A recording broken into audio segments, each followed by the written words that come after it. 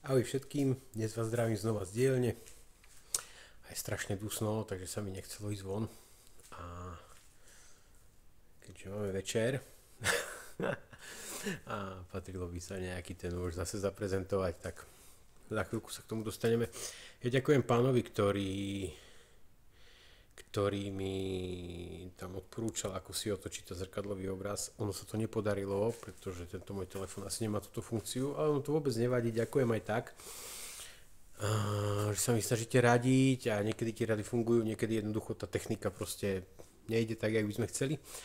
Ono to nejako nevadí, dneska sa pozrieme na jakutský nôž z mojej dielne samozrejme a prenesieme sa troška do tých severných regiónov Jakutska a pozrieme sa na to, ako to asi cirka mohlo vyzerať v tom na prelome 18. a 19. storočia.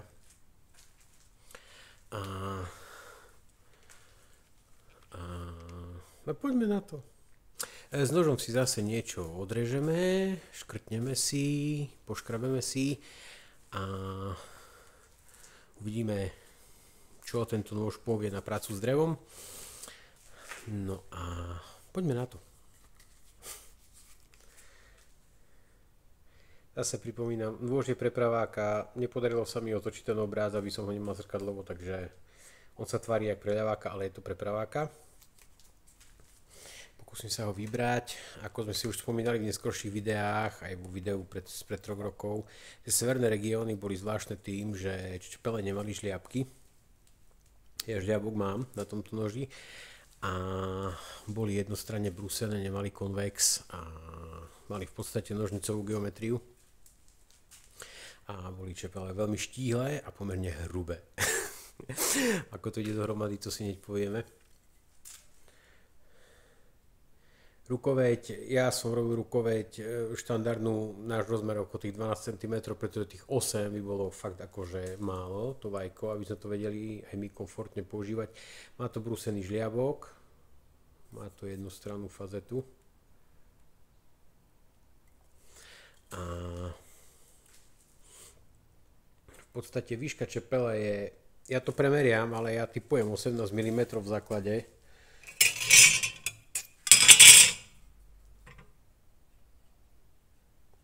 Plus minus 19.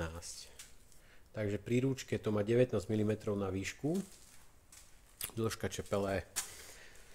čepele plus minus 16,5 cm.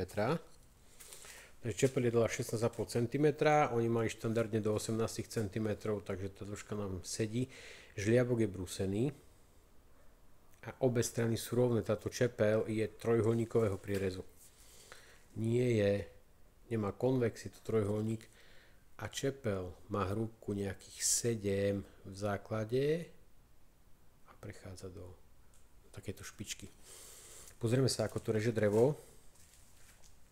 A ja to môžem ešte premerať a jak to tu meriam, tak to má tých 6,5-7 mm to má pri ručke. Niektoré boli až 8 mm hrubé, vždycky až 8 mm hrubé. A jedine z toho dôvodu, že tá oceľ nebola dostatočne kvalitná a mohla sa im ohýbať. To je známy fakt.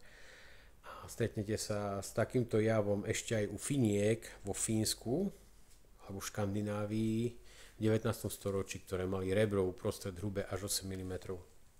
Či už krátke čepele alebo dlhé čepele.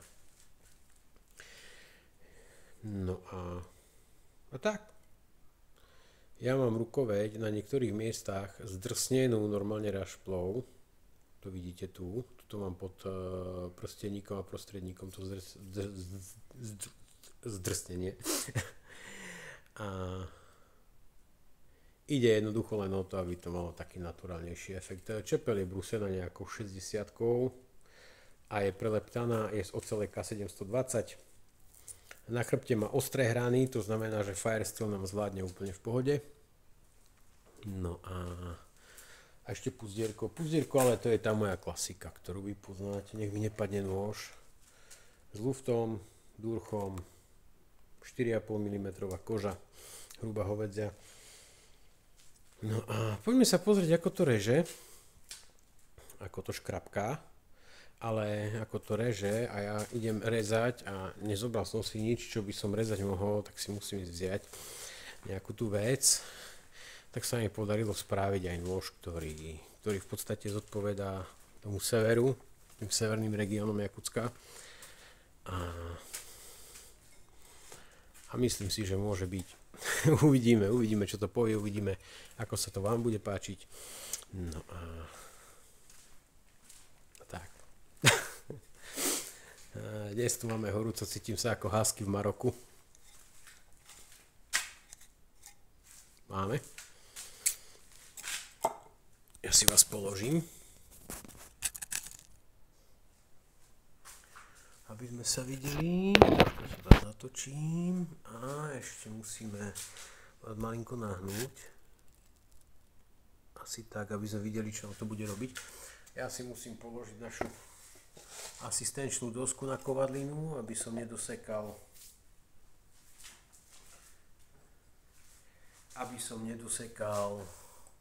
nie kovadlinu, ale nerozsekal ostrie na noži. Poďme sa pozrieť. Plne zľahúčka.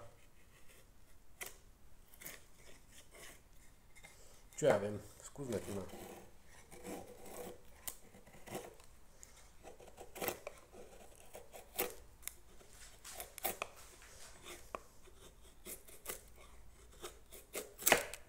Ale choď.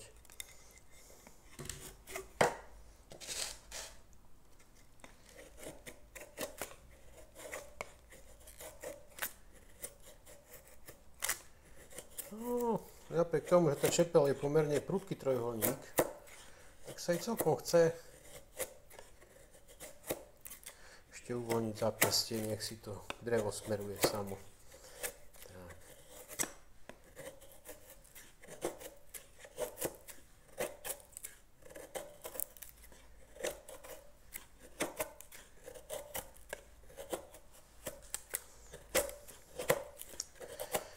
Kým toto ja nejako tu postruhám, tak zistil som, že pred rokom som slúbil nejakému pánovi ešte sedliacky otvárací nôž a dodnes ho nemám vyrobený, takže ja zdravím pána.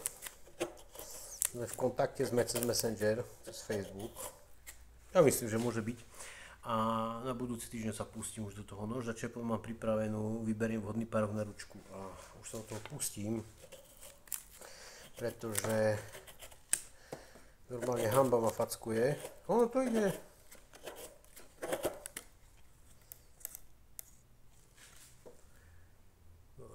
Také bagotučné.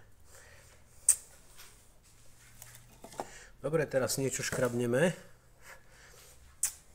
No a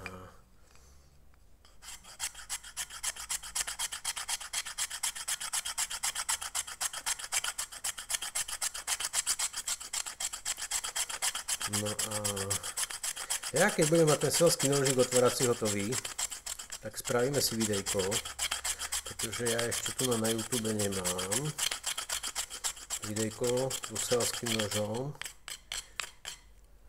Ups.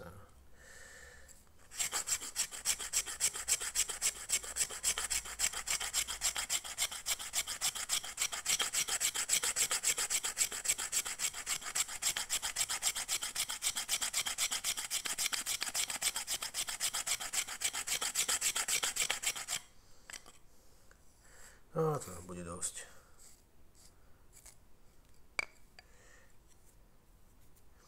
Je to zvláštny pocit robiť s takým trojuholníkom hrubým, ale on funguje. Tí, ktorí si myslia, ešte si povieme potom, poďme si škrtnúť.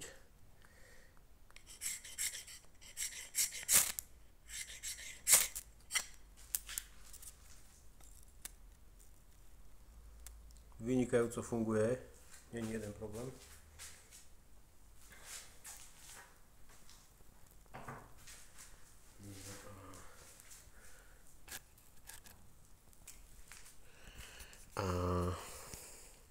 A takto nám funguje tento nôž, takýto hrubý. Ja jediné, čo by som neodporúčal, je batoník s touto čepelou, pretože napriek tomu, že máme chrbát dostatočne hrubý a štiepalo by to fantasticky, ale je veľmi štíhla tá čepel a zužuje sa z každej strany do špičky, takže môže dôjsť k ulomeniu ani nevieš jak. To je jediné, čo by som nepoužíval batoning, by som nerobil s týmto nožom a v podstate, ak niekto bude namietať, že teda paradajku, redkvičku, jablčko, zemiačík to bude rezať akože katastrofálne, samozrejme nemýli sa, len je treba si uvedomiť, že tento nôž je na opracovanie dreva a mesa. O zemiakoch a podobných veciach ani nechyrovali tam, kde sú. Takže teda tam odkiaľ toto je, odkiaľ to pochádza. Takže toľko k veci, decká. A ja už chystám pre vás čoskoro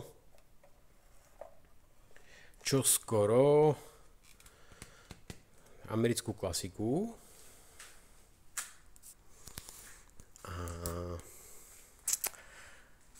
A ono to ani nie je tak americká klasika, len že sa to stalo americkou klasikou, ale to bude najbližšie video alebo video po tom až niekedy. Ale bude, pretože už všetko k tomu mám pripravené, na kovadli nám to vyhaslo. No a v prípade záujmu kontakty budú pod videom. A ďakujem vám za lajky, za dislajky, za pozitívne komentáre, za negatívne komentáre, za zdieľanie, za odbery, za váš čas a hlavne za to, že sledujete moje videá. No a lúčim sa s vami, je sobota večer. Máme krásny čas. Majte sa krásne. Ahoj.